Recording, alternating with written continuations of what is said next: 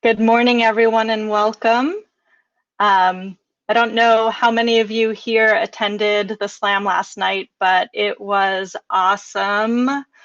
Um, Lucas and Sage did a fantastic job last night, and the speakers were truly, truly inspiring. If you didn't get to a chance to join it live, I encourage you to check out the replay because it was just fantastic. Just a quick note on Remo, this is our conference platform. You'll see the chat box on the right-hand side of your screen, and you can simply minimize it by checking the green arrow that's pointing right all the way to the top right of the chat box, and that will minimize your chat screen. Ooh, geez. We're going to go backwards here. All right. Perfect. So as we get started, I would like to take a moment on behalf of the Northwest Eco Building Guild to acknowledge that we are all on traditional land of the first people of this region, and we honor with gratitude the land itself and the tribal people who've been faithful stewards of the land, water, and ancient history of life. Here in Seattle, where I am, it's the land of the Duwamish. Many of us attending are from different regions or even out of state. So I encourage you to check out and find out the traditional land that you occupy and live on as well. And we're all here today because of our interest in sustainable building, and we have an incredible lineup for this year's conference. And I'm not just saying that because I'm biased and part of the planning committee, but we truly do have some amazing people here who are experts in what they do. And I'm looking forward to seeing the rest of the conference and hearing these sessions go on. And for those of you who have been part of the Guild for a while now, you know that we have an unofficial motto, pushing the envelope. And on the literal level, that really is the envelope of the building. But on the more impactful envelopes we can push is about people, equity, social justice, and climate justice. So as you attend our sessions over the next couple of weeks, we invite you to keep this aspect of sustainability in mind. We invite you to be a part of our journey in helping to bring light this area of work that's so critical to building our future for the 7th generation. Oops. Before we get started, I want to orient us all to the Remo platform for those of you who might,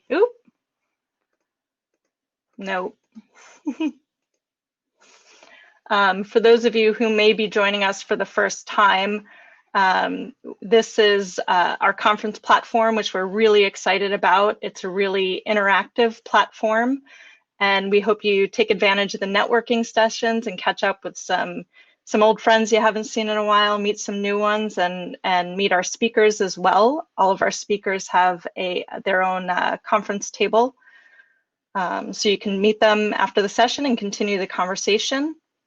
Outlined in yellow in the top left corner are tips and tricks, as well as an intro video for basic tips. The purple circle in the top left is to check for microphone and camera issues. Some folks may have a hard time connecting their cameras and mics, as we've learned over our first day having sessions. If you want help from us, in the lower left-hand corner in the red circle is, help from us is the lower right-hand corner. And if you have real help and you need help from the Remo team, just go to the lower left corner for the need help sign and the little pink check circle. Next, we have our sponsors, which we could not do this without. Our sustaining sponsors are Dunn Lumber, King County Green Tools, and Farrow's Creative. And we've got far too many supporting sponsors to list them all, but again, we couldn't do this event without them.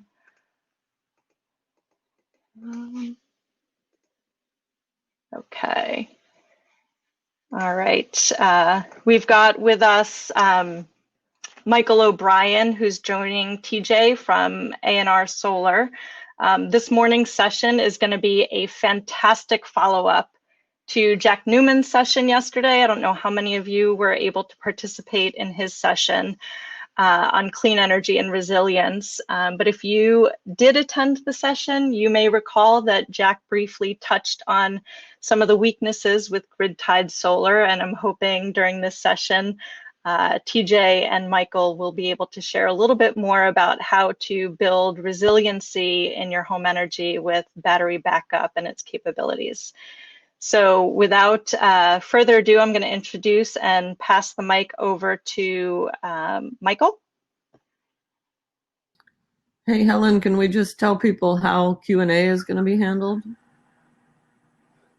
Yeah, I can tackle that. Great, thanks. Yeah, good morning, everyone. My name is Michael O'Brien. I'm the sales director at A&R Solar. Thank you so much for inviting us to be here today. I will be doing very little talking. I will just kind of be your MC and Q&A wrangler this morning. Everyone to the right, there's a bar that has a Q&A area, so please enter your questions either now or as the TJ's presentation goes on, and I'll try to field them both by typing some answers in or holding those questions up for TJ to answer later in the presentation. So thank you so much. I'd like to now introduce a tremendous resource to A&R Solar and frankly the whole renewable energy community in the Northwest. TJ Merrill is A&R Solar's residential sales director for Washington State. Prior to that, he was a Microsoftie. Prior to that, and also an entrepreneur. And then he grew up in Montana building diesel generators. So there's a very interesting story arc to TJ's career leading from that place to bring us forward into transformative clean energy solutions. And so he certainly knows the history there. So I'll start buttoning myself up. Oh, thanks, TJ's included a picture of my wife there, the unwilling participant. But TJ, why don't you take it away? Thank you for being here. And thank you very much for having us at the conference. Also joining us probably to answer questions specifically about his specific home, and then afterwards we'll hopefully you can join us at the table if you have more questions. Is John Novak from Velocipede Architects. I actually first met John when I was designing my home that you see down here. He is the architect on my home, and we got to talking more and more about what I was doing. He's like, well, here's what I want to do, and so the conversation moved into his specific home. So he'll be joining us to answer any questions you have that I can't answer about his home build and what we did for him.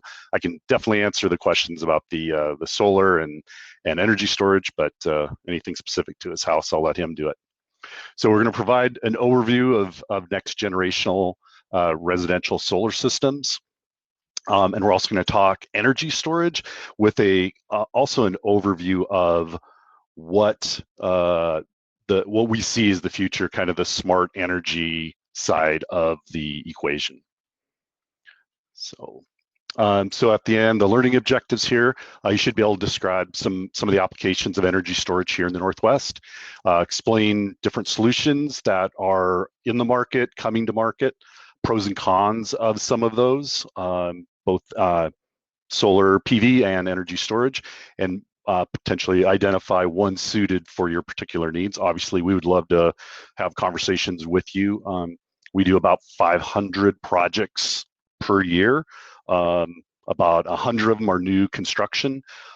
So we do a lot of new construction. Just a little bit about me. I think Michael kind of alluded to it. I actually grew up in the Midwest, between Montana and North Dakota.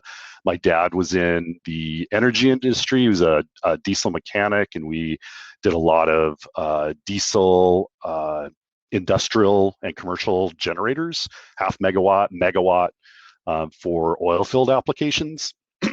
At the time, I didn't know the impact of those, so I sort of, after I came here to Seattle, went to the University of Washington, went to work for Microsoft, working at and with Microsoft for 25 years. I then kind of made the jump back into energy. So I did energy, then technology, and now I'm energy technology. So I thought it made a lot of sense. I wanted to get a little bit of the oil off my ledger and try to leave a better planet for future generations. So this is one of the first systems I designed here. This and A&R installed it as my in-laws cabin, and then this is my home that A&R will be installing solar and next-gen battery system on this month, hopefully. My background, other than Microsoft technology, I am a board certified solar designer, and I have product certifications in Outback, Zonin, Enphase, SolarEdge, LG, and Tesla. We'll talk mostly about these top ones here. And if you have questions on others, we can certainly talk more afterwards or at the table. So before I jump in, kind of just want to talk big picture. Let's start with kind of the microeconomics, then we'll talk some macroeconomics, and then we'll talk on about how smart energy solutions are evolving and what we think is the future. So on a microeconomic level, and this does vary, but I think this is representative of the Northwest that we've seen in 3,000 or so projects. People use about $1,000 electricity in an older home, tends to have gas or heating oil or type heat, so fossil fuel-based heat. So they have about $1,000 electricity, $700 to $1,000 in gas. So 2,000 square foot home, you're looking at about $1 per square foot in heating. And then at least one person in the home is commuting. So if you're putting on 12,000 miles a year, you're spending another $1,200 or so in gasoline. So about $3,000 a year in residential energy, just for kind of in the home and the transportation. Newer homes, surprisingly, well, not surprisingly, so much better insulated. We see that being, a third of the total energy use. Even if you put in an EV, I drive a Chevy Bolt, and then I'm waiting for my electric truck.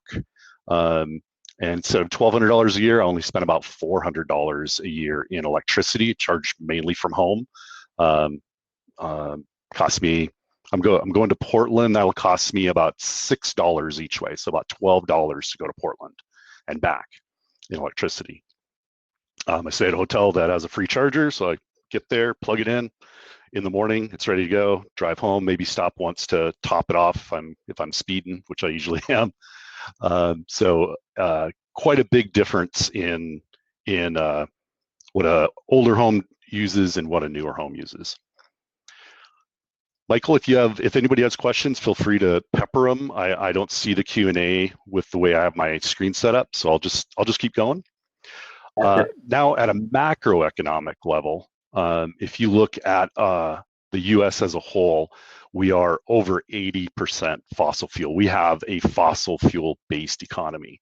So if you take the 137, I think is the latest, 137 quadrillion BTUs, and divide that by 330 million, it comes out to be at 10 cents a kilowatt hour, 80,000 kilowatt hours, and about $8,000 per person in the US. So a family of four, $32,000 in energy used in an annual year across everything. Obviously not at the home, but that includes everything. So the energy to create the things that you're putting in your home, that you're driving, et cetera, et cetera. And it is mostly fossil fuel, natural gas, petroleum. When I first started, I think renewable was 1%, and we have over the last 4, 5 years, 6 years, gotten it up quite a bit, almost doubling each time. Coal, mostly at the expense of coal. This is from the book Rewiring America. I highly recommend taking a look at it. I'm not going to go into the super detail, but what I love is that they broke down all of the energy used, and then where is it used. So industrial, transportation, commercial, residential. So a lot of natural gas is used in heating for residential and commercial and industrial processes. Fossil fuel, petroleum, transportation is mainly there using petroleum. Oh, my slides just kind of locked up. One moment. PowerPoint decided to give up the ghost.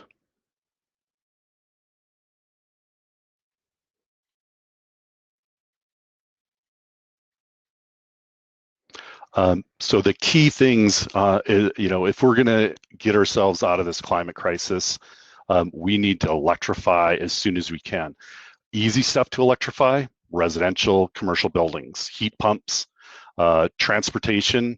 Heavy duty is harder, but light duty is easy. Cars, trucks, that type of thing. Industrial, also a little challenging. That's using a lot of fossil fuel. How do we do that? Or why do we need to do that? Obviously, I like to start with, there's a lot of jobs, millions of jobs, but the fairly conservative periodical, Scientific America, says at a minimum 1.4 new family wage jobs to grow our economy. We have 6 million people without work today, so we could get a lot of those people back to work. We're seeing a 400% increase in climate-related catastrophes just over the last 30 years, according to AP News and a UN report. So obviously we're feeling it: wildfires, hurricanes, tornadoes, droughts, floods. The risk just keeps getting larger, whether people believe it or not. Just abrupt ecological disruption. The risk keeps getting higher and higher. As we speak, every minute 100 million tons of water is coming off Greenland, off their glaciers. Every minute 100 million tons. So floods in coastal areas are huge. Huge decline in populations of invertebrates. So to enable, we gotta do this just to enable the transition to a cleaner economy. What about Washington?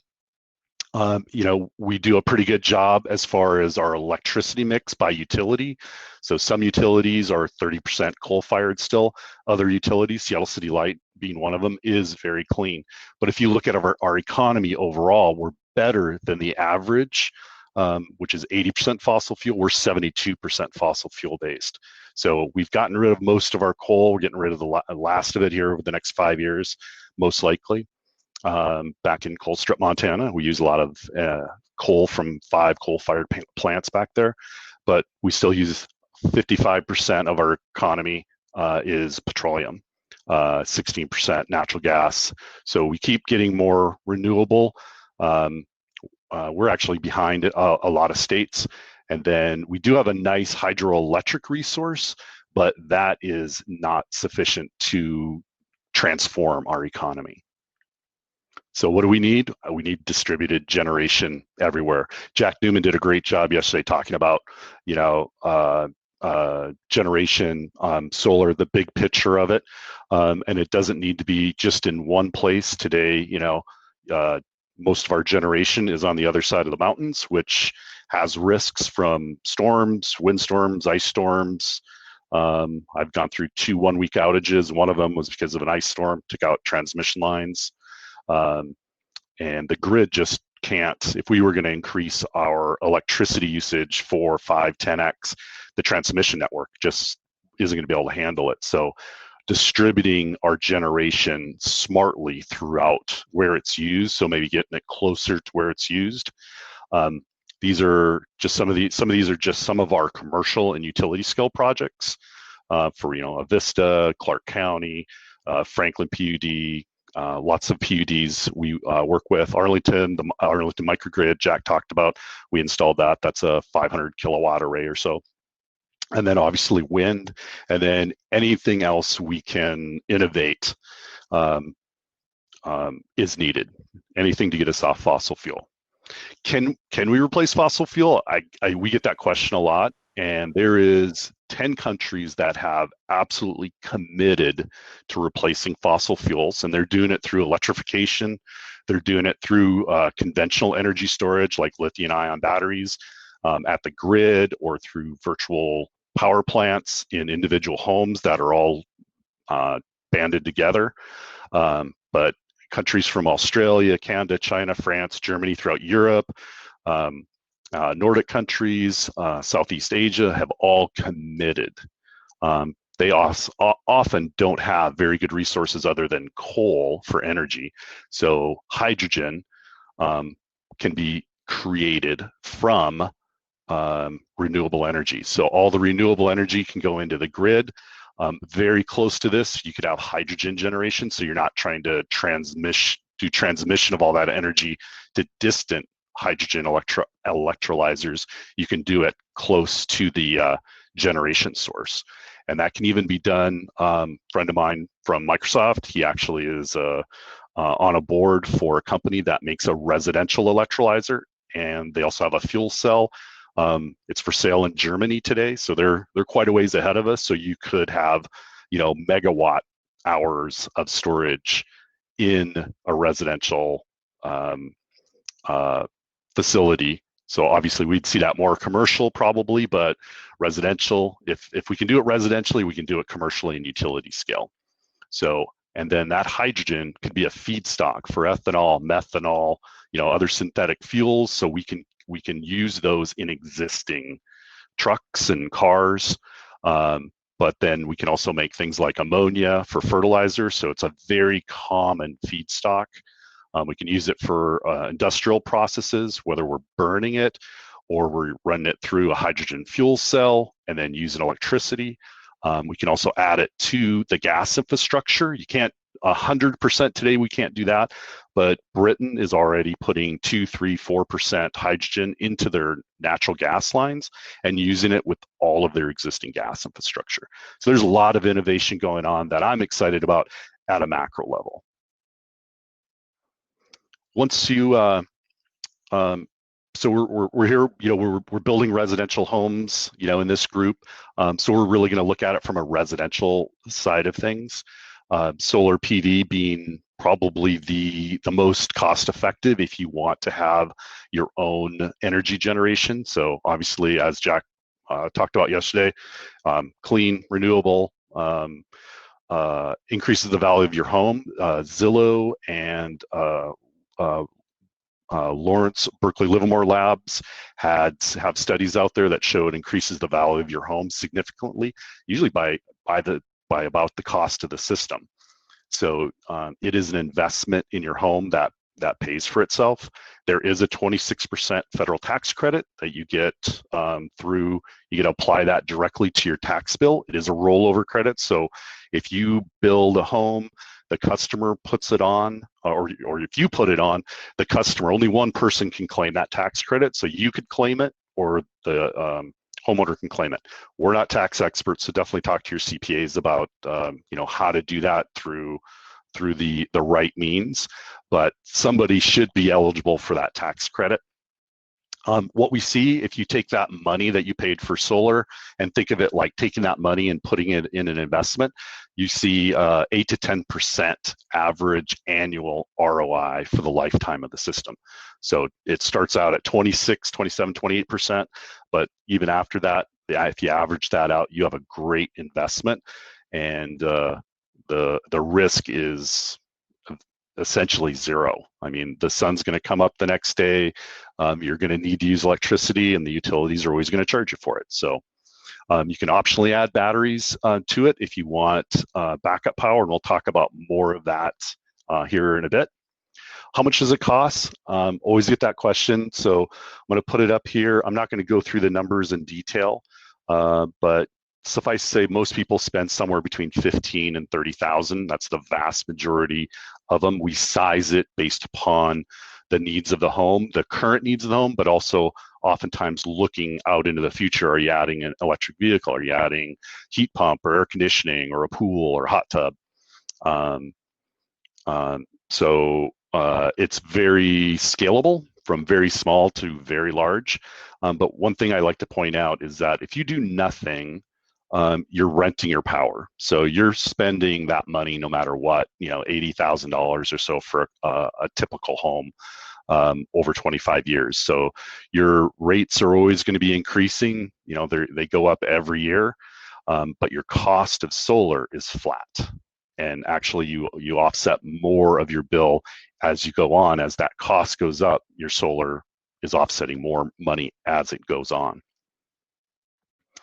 So if we did manage to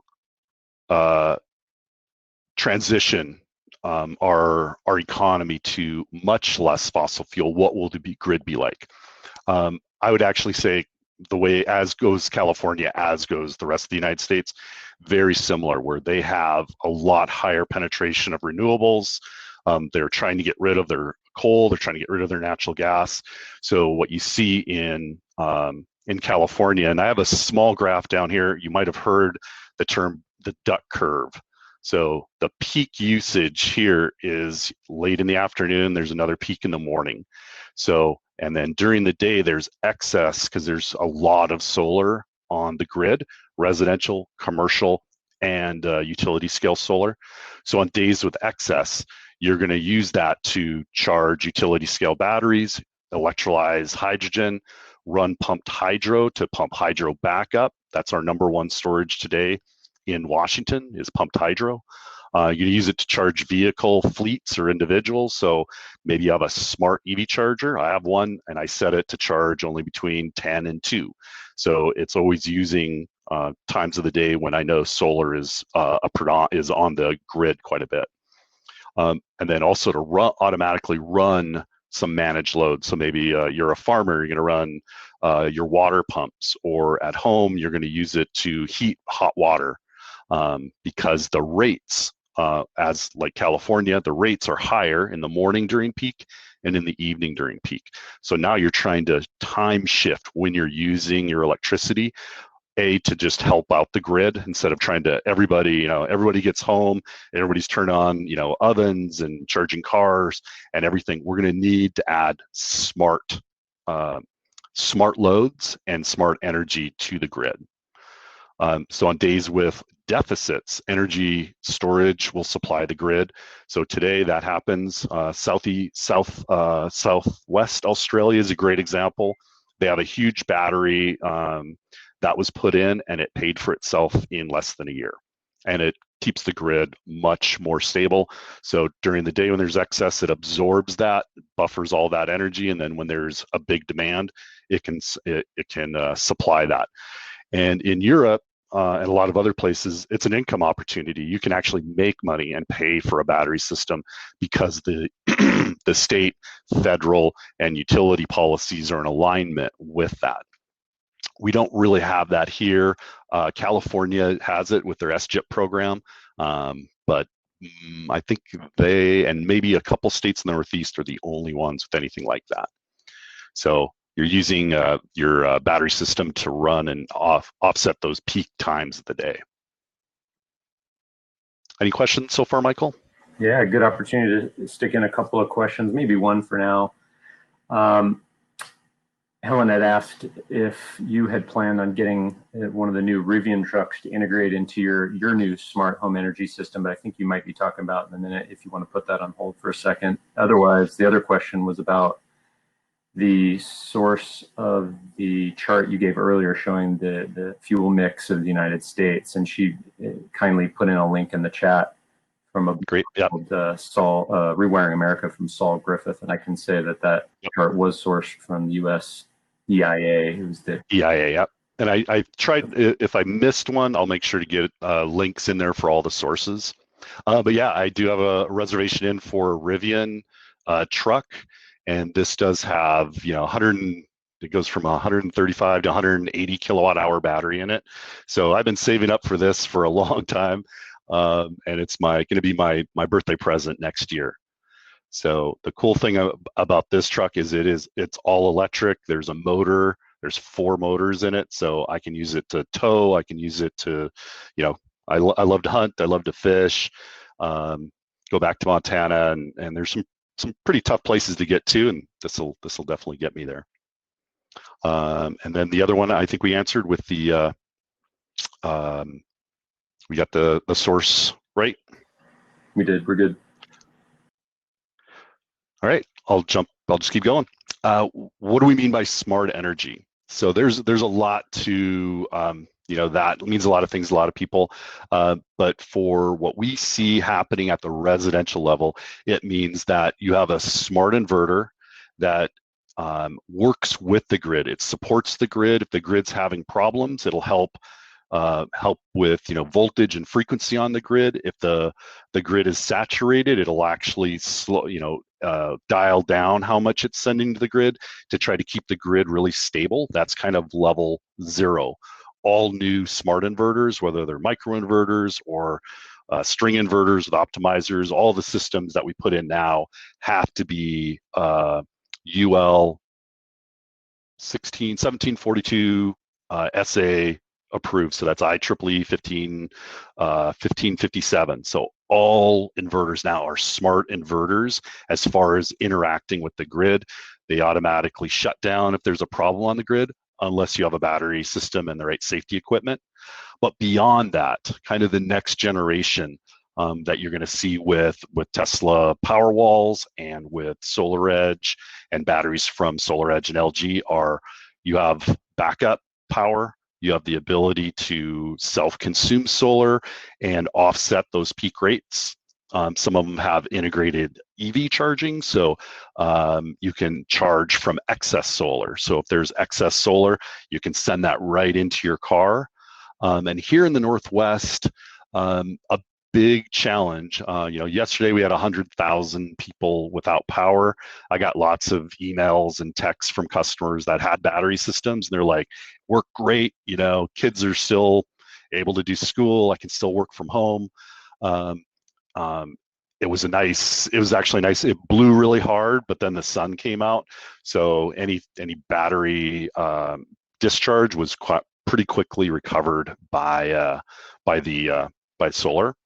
But in the depths of the winter, if we have a really bad, winter storm, we might be covered in ice and snow. So having an auxiliary energy source, I would love this to be a fuel cell, a hydrogen fuel cell in the future. But today it's generators. But then there's also connected add-ons. So here very soon, I'll be able to automatically set when I have excess solar. I could do things like heat hot water or turn up the temperature in the home to heat it up or cool it down, things that will be needed as we transition the grid. So it's there to do a lot of different things, but it's also there to protect you against rate changes, those time of use charges that I was talking about, and then obviously for outages. Most common winter outages. Here, I live in Seattle in the Wedgwood in my current rental before my house is done. I've had 6 outages here, and some of them right in the middle of the summer. I have no idea why, but luckily I had UPSs and a small battery system, and was able to get through those just fine. And I talked about grid stability and some of the demand side management, like smart EV chargers. It's going to be very, very important. So you don't necessarily have to roll all these things out, but I would say as we make a big change to the grid, there are going to be opportunities for cost savings or cost avoidance if you have the right smart system in place. Today, the 2 most popular ones that we have are Tesla's Powerwall. So that is not a solar inverter. You have to have a separate solar inverter. So we use these a lot of times to retrofit existing solar systems. Some of them are 10, 12, 14 years old. Some of our very first clients. And we can pair a Tesla Powerwall with that without having to completely rewire the solar system. So it's great to have something like that. Each one is outputs about what you would get out of a portable generator, 5 kilowatts. That's enough to run a small home, maybe a medium-sized home if you don't have too high loads, but we often put in multiple. So a very common is 2 Powerwalls. So now you have 10 kilowatts of power continuously, and it can even spike beyond that. And it scales very nicely. So for larger homes, we can do it. There is no generator charging. It only charges from the grid if you don't have solar, or solar if you do have solar. The other one, and one that I'm going to focus on, we do have lots of videos that go in depth, high level, and a deep dive into Tesla Powerwall. If you go to our website or our YouTube channel, a-rsolar.com, we have lots of links to short and long videos that talk a lot about Tesla Powerwall. We go into all the monitoring and settings and any level that you really wanted to go into. The second one that we've been using for years is from SolarEdge. So SolarEdge is the leading solar inverter in the world with over 50% market share. I think in the United States it's 70 or 80% market share. It's a string inverter, but it does have, they have optimizers for each module, so you get all the advantages of module level optimization for shading and that type of thing. What we like about this updated one, and that's what we put on John Novak's house, we're kind of doing field testing of it. It's fully UL listed, but we like to test things for at least several months before we open it up broader. But the newer version scales very well, scales actually even beyond, will scale beyond Tesla for amount of energy storage, especially next year when SolarEdge has their batteries out. So, and the key thing, a couple of key things, is that it will charge from the grid, it'll charge from solar, and it'll charge from an auxiliary energy source. So really anything you can throw at it, we have, if an earthquake hit in the middle of the winter, that's the kind of system that we think is a good fit for the Northwest. If you're, major ice storm and an earthquake is probably the worst case scenario I can think of.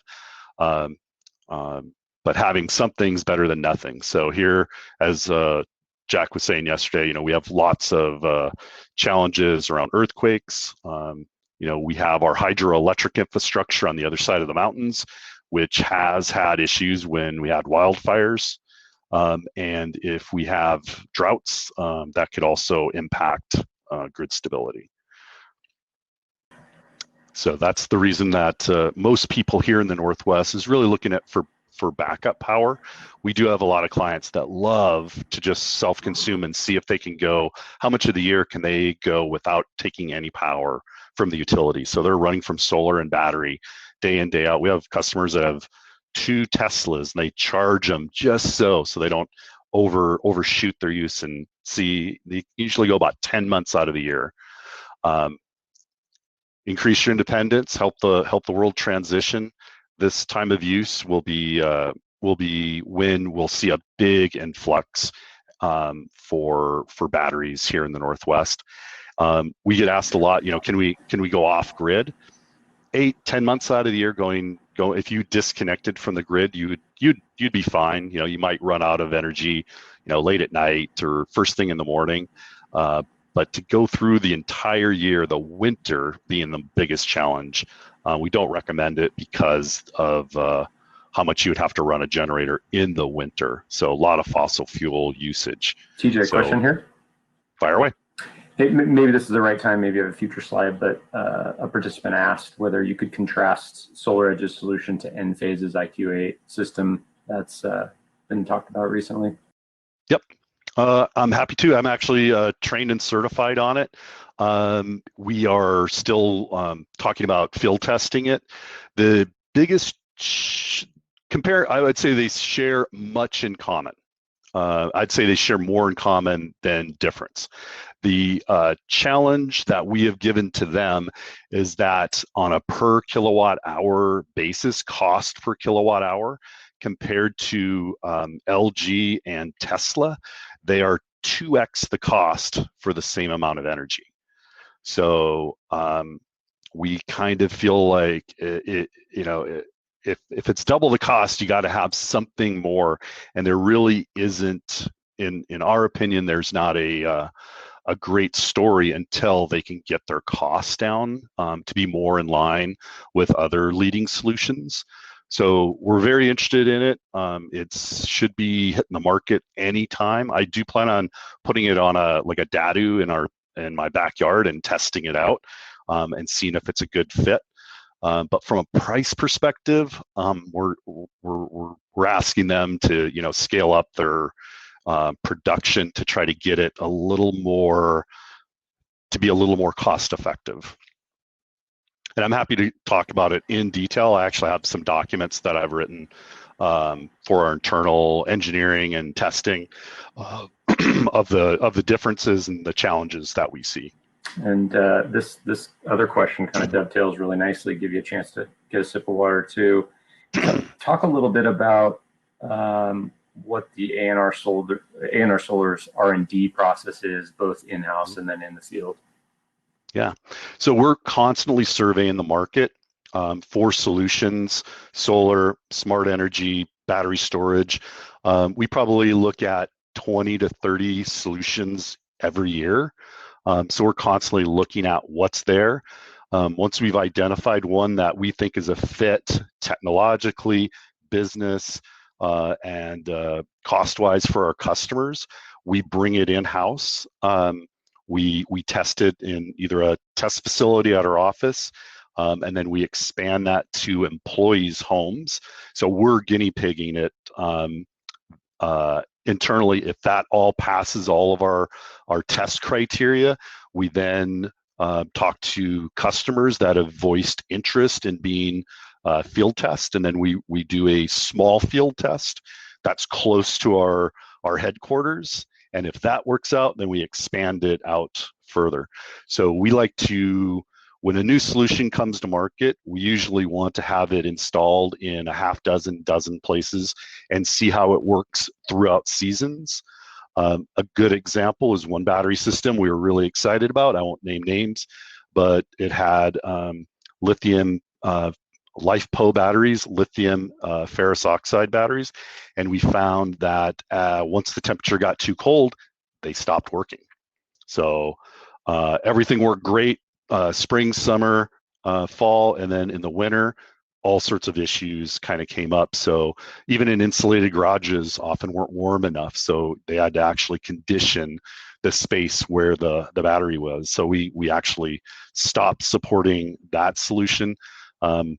Example, LG actually will slowly charge and discharge if it gets really cold to keep it in condition, so you don't have to worry about warming it or doing anything. It completely is automatic and no maintenance. So here, this slide, I just wanted to kind of show the components of it. So solar up on the roof, every module has an optimizer.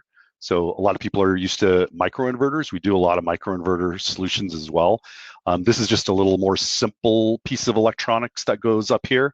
And then all of the smarts and the engineering is in one or more inverters that we put inside the garage. They are outdoor rated. We like to keep them inside, keep them out of the elements to have them last even longer. And then you have a choice of batteries. Today we use LG's 10 kilowatt hour battery. They'll have a 16 kilowatt hour battery, and then Solar Edge will come out for additional. So I do like that we have the choice of what we're doing here. And then for the grid interconnection, this is really the key. This is the safety switch. So this is called, in NEC terms, it's called National Electric Code. It's the microgrid interconnection device. So think of it as a really, really smart automatic transfer switch. So it is integrating your home with solar, with the grid, and then with an auxiliary AC source. And I put down here, not jokingly, the Tesla Cybertruck was announced that it would have a 240 volt split phase output. So you could plug in a Cybertruck and it would synchronize these all together, and it would use the energy from this to augment if solar and battery weren't enough. We could also augment in. So I kind of call this V2H version 0. So vehicle to home version 0, because there's really no standardization other than, hey, this is a generator intake. So anything that is an off-grid, so whether it's a 5 kilowatt gas generator or it's an automatic generator that we can start and stop and we can bring that power into the home, it's all managed and controlled from this system. So it's very flexible as far as, no solar to very large solar, 50 plus kilowatts easily. Got your choice of battery to put it in. You can back up a small sub panel, or you can back up an 800 amp service. These are 200 amp interfaces, so we could just have multiple in a home. If you had a 320 amp service with two 200 amp panels, we could back both of those up if the client said he wanted to back up everything. So flexible, scalable, still cost effective. It's still, it still is going to cost roughly, $1,500 to $2,000 per kilowatt hour. So, 15 to 20,000 is kind of the starting point for these. But as we do more, we've installed hundreds of these next gen Powerwalls and LG. We hope that the cost will go down.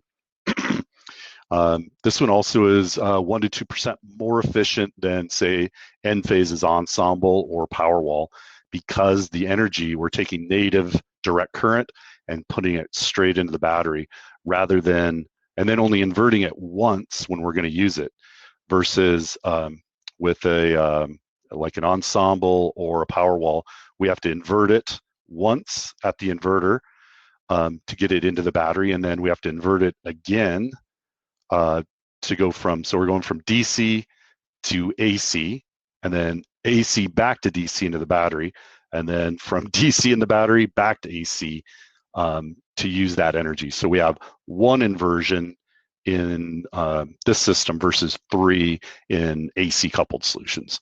So we like that as well. So if you're using a lot of energy, 1 to 2% adds up very quickly over the course of years. Questions, comments? TJ, you're doing great. Rob Valenti. I'll talk more about vehicle to home, vehicle to grid. So you can hold those questions. There's always lots of those. So John Novak, like I said, with Velocipede Architects, he built his home. I think it was just within the last year or two. Super efficient, probably one of the most efficient homes. When I looked at how much energy used, I scratched my head and wanted to verify, because that seemed really, really low. But a SIP-spaced house, triple pane windows, heat pump hot water for domestic hot water and for radiant floor heating, with south-facing roof, minimal vents, ready for solar. So he always planned on having it net zero. And then once we got talking, we talked about what was he looking for. So what we did for Novak's was a net zero design, and we included 12,000 miles of driving in that. He does plan on getting an EV. So he has about 6,000 kilowatt hours of usage per year. So that's roughly a 6 kilowatt system, but we sized it up to, I think it was 9.5 kilowatts to make it net zero, even when he's got an electric vehicle. So he was totally okay with just doing grid tied, no backup. But his wife grew up in rural Oregon, and they had a lot of outages. And she said, if we're gonna go solar, I want some basic backup. So we went with a single battery solution, and the solution that I just talked about. So they wanted flexibility for future rate changes. If that were to come in, we could take it out of backup mode and set it to self-consume, or set it to make sure it's covering those more expensive times of the day. He was also interested in getting the federal tax credit. So he'll use most of it this year if he can. Anything he can't, CPAs tell us you can use it year after year until you use it up. This actually does, I think he does have an outlet somewhere, but we could actually wire an EV charger directly into the inverter, so we don't need to run a conduit. His service panel's in the middle of his home, so if we did want to run one, say over here, it would be challenging. We can just wire one right into this smart inverter. So it also can do EV charging. And then he wanted to get an electric truck, Tesla Cybertruck, Rivian, and he wanted to integrate it into it. So we can't guarantee that, but we put in a 30 amp intake into it, so a generator could be used here, or any 240 volt auxiliary AC source could be integrated into it. Completely automatic, so if the power goes out 1 to 3 seconds, it automatically transfers, disconnects from the grid, and you're running from battery, and solar stays online. And what's cool is solar stays online no matter what. Even if the battery is full, it'll still just use whatever it needs out of the solar system. And so your battery can be topped off and stay topped off. So I think it's a really slick solution. How are we doing on time, Michael? Okay, good. What's the future of home energy storage?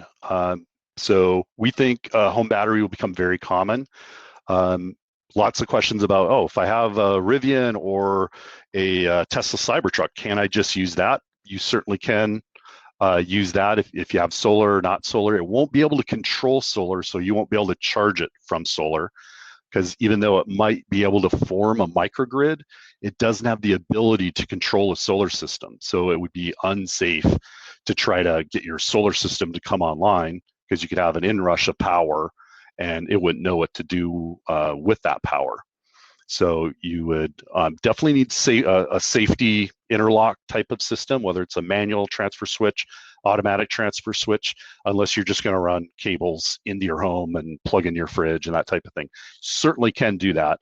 But if you're, good example, I was talking to a client and that's what he wanted to do. And I'm like, by chance, do you travel a lot? And he's like, oh yeah. And I'm like, well, it doesn't really do much good for your family if you're out of town and there's an outage. So unless you have 2 cars that have that capability. So home battery, we think, will become very common, especially as the prices come down. We see them coming down kind of like solar, a little bit less each year. So hopefully they'll become readily available. Today they are a bit of a luxury, but we think it's going to be imperative to transition us. So as your EV gets smarter, there's a lot, and Jack Newman talked about this a little bit.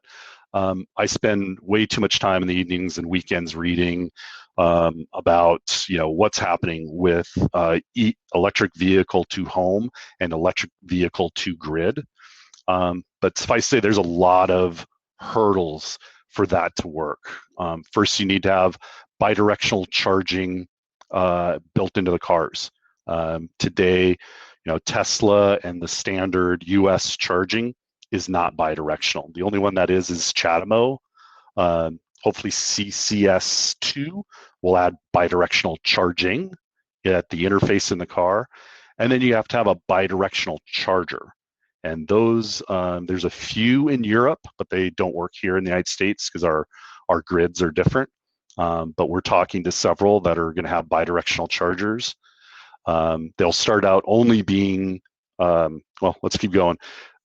Before these two will all work, now you also have to have the car manufacturer, the truck manufacturer on board with tapping into that high voltage DC side of the battery to move power in and out of it. Today, there's a lot of pushback from car manufacturers because they are still waiting to get years of data to say, how's our packs doing? In Japan, the reason Japan is ahead of most of the world is because after the Fukushima nuclear disaster, they passed policies that say you have to be able to use the energy in the car. So they designed their interfaces, their chargers to have some bidirectionality, and Nissan and Mitsubishi support it. So they're sort of leading the way right now. I think we will eventually catch up to them, but today, like I said, the version 0, where there's just an outlet that you can get some power out of the car. Today, it's very, very limited. You know, if you buy a Mitsubishi Outlander, yeah, it's got an outlet, but it's 100 watts. You can't run a home on 100 watts. You need 5-10 kilowatts. So pretty tough to do that. Then you have to have all the safety systems have to be there to safely island you from the grid and then control the systems. And then if you're going to use it in your home, you don't necessarily need the utility policies to push power out to the grid if you're just using it in your home. But if we're going to use it for stabilizing the grid and covering peak, we'll need utility policies and support. So kind of like I said, version 0 off-grid outlet that can be used during outages. I think this is awesome. Push car manufacturers to do that.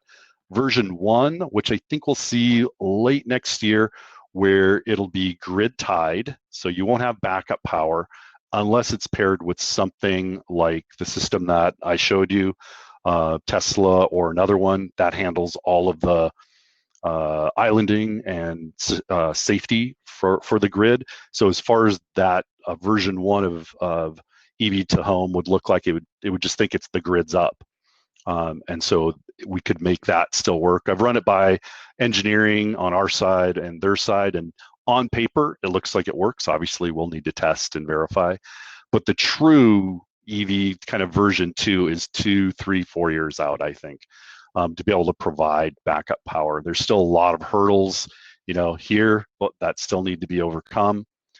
There's a few trials, like Jack said, with Nissan, at like Snohomish has a bidirectional charger.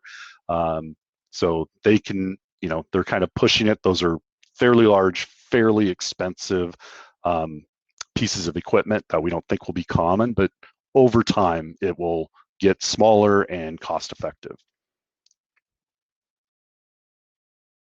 So what can you do today to help continue designing great energy efficient homes? Please use heat pumps. I almost hate new construction. I see gas, heat, gas, cooking. Induction stoves have made a huge leap. So if heat pumps, we're in our 4th or 5th generation in one. So try to avoid natural gas if possible. Kind of like Novak's, please provide some roof space for solar. South, east, west roofs are best. If you can swing it, go solar. There's great financing out there to get solar at 3-4% interest rates. So the numbers work out quite well. Buy an EV. Stop burning petrol if you can. We do have a new construction guide. It's about a 15-page document that we put together for architects and builders and new homeowners of things to think about. We got a link here. It's right off of our website. If you go under residential solar, it'll say new construction guide. And that'll cover a ton of things, a ton of questions that most of you might have about, how do I do a solar ready home? Or if I want to go solar, what roof should I use? What pitch should I use? What direction? What should I plan for energy storage? So we have a lot of those things covered right there. So with that, any additional questions, feel free to pepper here, or we'll be at a table after the presentation. TJ, am I coming through? All right, got a couple questions from the audience here. Can you talk a little bit about the efficiency of charging a car directly from the inverter rather than the flip-flop, just percentage-wise? Yeah, so today it is charged. There is no direct DC charging off an array. That would be the most efficient. That isn't there today. We've asked many manufacturers to do that. I think it's more likely what we would see is we'd have a direct DC charge from the battery. So you have a battery, and the charger actually interfaces with the battery, because we can't always, like right now, how much solar is John's home making? If you want to charge, it is obviously, it's variable. So There really is additional efficiencies from charging because we're charging on the DC side. So we're before we send it to the car, and then car's onboard charger is inverting it from AC back to DC. So I'd love to see a direct DC charger that interfaces with solar. That would be fabulous. There's one DC charger that's out there, but it's really taking grid energy and inverting it from AC to DC and then charging the car. So you still have an inversion in there. And every time you invert it, you're going to lose a percent or so. Right. Thanks, TJ. Another question as it relates to the Novak home, but perhaps for all homes that architects and builders online are considering, can all this equipment be installed inside or should it be outside? What's the differential there? It can be installed inside or outside. All of it is NEMA 3R outdoor rated. We do recommend, if possible, that we put the battery inside, just to give it, more protection from mainly cold. We wouldn't want to put it on the south side of the house. So in the summer, it's really hot. So try to those temperature extremes. They like to work in a band. With John Novak's place, for instance, we didn't have a choice for inside, so it is outside. So it's gonna have some cost to warm the battery in the winter when it gets cold, but we found that they work quite well, especially the LGs work quite well outdoor in the west side of the mountains. I don't think we would put it on the outside in eastern Washington. We haven't ever done that. I don't know if we ever would, just because of the inefficiency of trying to manage the warming of the house. So one of the questions I just asked, if he was going to charge, well, here's John's place right now. So yeah, he'd cover almost all of his charging. Most chargers are between 3 and 7 kilowatts, so he's outputting 4 kilowatts. Kind of a great aid. He's doing really well. Home's using 2 kilowatts, so his battery is full and he's pushing 3 kilowatts out to the grid, helping stabilize the grid. And he does get a credit for all of that, so he'll use those credits. So actually, this is my is this my in-laws?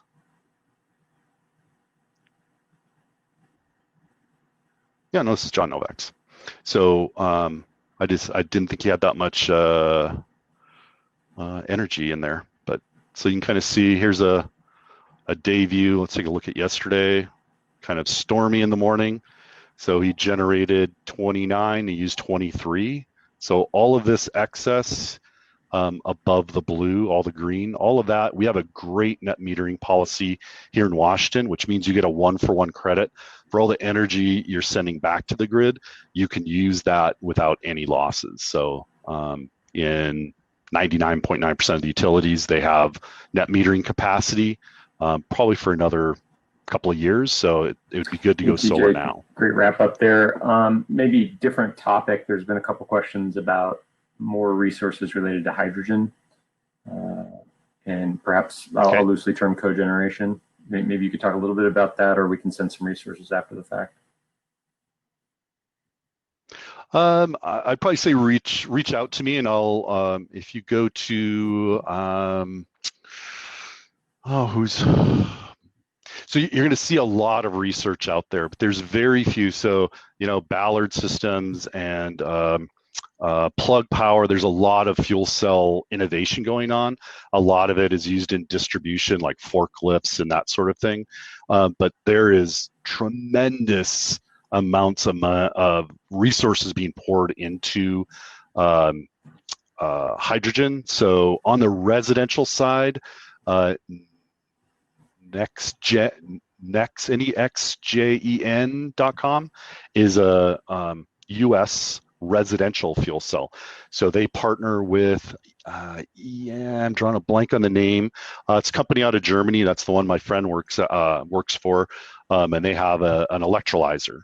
About roughly 50,000 for the electrolyzer, 50,000 for the fuel cell to have cogeneration and then be able to send it back.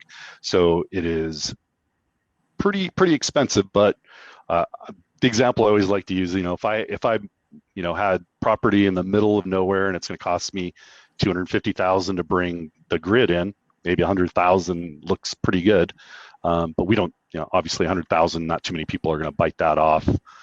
So we definitely recommend, if you have a grid, stay on the grid, use the grid like a big battery with net metering to send your excess back in. So like here's a great example for John.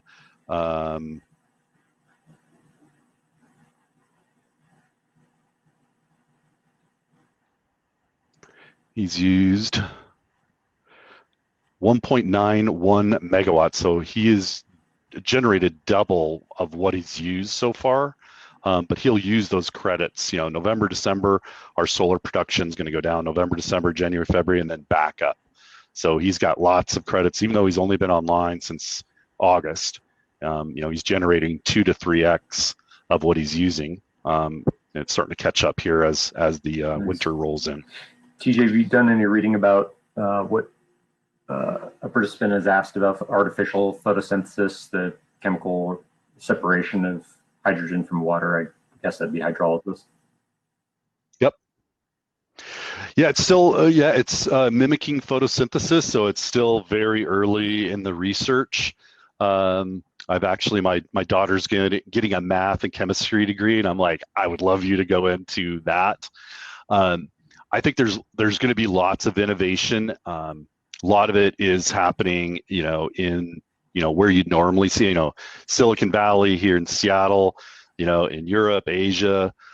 There's so many things going on, but we can't hold our breath and hope for some long shot that it's going to be there. So what do we have today? Let's use what we have today and start getting the policies and start making strides, right? And then hopefully we do have some breakthroughs that really help things. Fusion's our hydrogen is the holy grail, right? We're storing energy in water, and then breaking it apart and reusing it, reconstituting it. Hydrogen electrolysis from salt water is possible. They've had a couple little breakthroughs there, but again, they're years out from widespread usage. So all of them need to use renewable energy. So that has to be solar, wind, hydro, which can argue whether or not it's a renewable resource. It impacts a lot of things. And then any other, if we can come up with, enhanced solar PV using, other chemistries for whether it's on the storage or on, building integrated PV with perovskites, all of those things are great if they come to fruition. Today, the solar module kind of rules along with wind turbines. Let's use what we got, but let's continue to look and do the research. But I still think they're far enough out that we can't wait. Amen.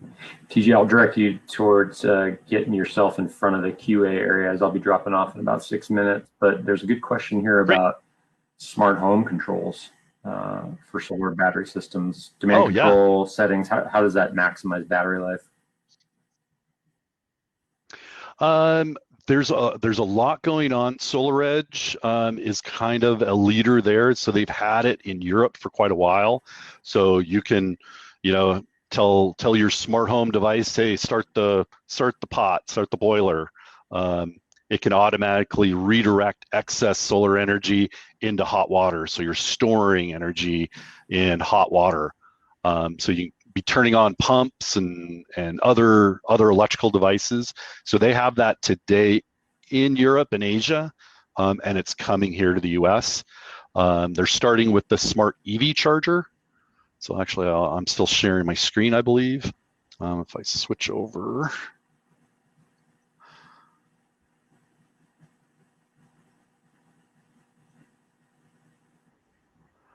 To another site. We're testing the smart EV charger. So that will, you can set a schedule to when you're charging your car. You really need to use the mobile app for it, but it will charge from excess solar from the app. So it'll automatically charge your battery and then charge your car from excess solar. And you can set it all on your mobile app. as far as the schedule goes, or if you want to do the excess solar. So I think they are currently they're the only ones we're hearing that they're thinking about these things, and they've actually had products in the market. They're just single phase European, frequency and voltage versus US. So we think they'll be here early next year. And yeah, I've already asked if they'll ship us some so we can test them. Another good question here. I don't know the answer to this, and might be a good opportunity to talk a little bit more about perovskites, but are there theoretical limits on generation capacity for traditional silicon-based solar panels? Yeah, don't quote me, but I believe the theoretical limit is somewhere in the 40%, and we're in the 20s right now, low 20s at the high end. So there is some on silicon, using silicon, there's definitely limitations. You're seeing, bifacial cells, so they can charge from both sides. We're doing things, lots of little increments to try to get it better and better and better. But yeah, we'll hit a theoretical limit on it eventually one day. But if you ever seen, there's a great presentation at Elon Musk, and I know he's a very controversial figure, but he shows a little postage stamp size. It's just like the corner of Wyoming. That is how much solar PV it would take to power the entire United States completely. And so I haven't looked into the details. Is that just electricity, or is that all energy? Because there's a big difference, right? So what we currently use in electricity versus all energy from fossil fuels. I think it was everything. So again, don't quote me, but I'm kind of one of the all of the above. Solar PV, I'm putting it on my house. Most of my family has solar on their house. Wind doesn't work in Western Washington, but we have some retired employees that have wind turbines. Kind of tough, kind of expensive. They said they would do solar if they did it now, but if we have the resources, we should use them. And then as other things come available, if we have the infrastructure that's solar and wind will use, any other solution will plug into that same infrastructure. But if we keep waiting to build the right infrastructure, we're never going to get there, and we're going to continue to have more and more issues that are going to cost us money and lives. Thank you. This will be the last one I'll serve up to you, so I want you to make sure to head over to the Q&A section so you can see it. But another great question is about tax credits related to batteries and their application, and maybe talk about what's going to be happening in the coming years as it relates to that. Yeah, so 26%, if you're talking about the federal tax credit, so 26% today, this year. Next year it drops to 22%. For residential, and then the following year, so 2022, it goes to 0. Jack Newman correctly said 10%, but that is for commercial and utility scale. But for residential, it goes to 0. So bird in hand, 26% this year. We still have installation slots left this year. Then 22%, then 0. Other than intervening of Congress and being signed by a president, that's the law of the land.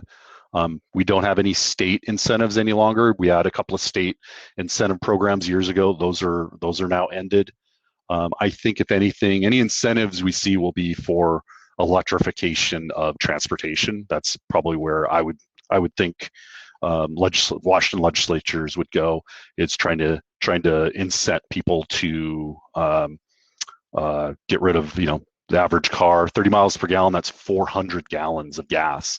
Trying to get that off the road.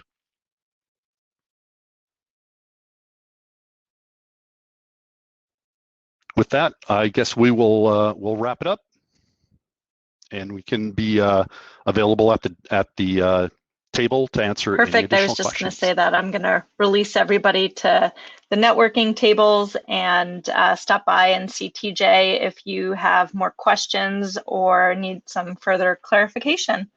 Thanks for joining us. Thank you, TJ. This was great. Thank you very much.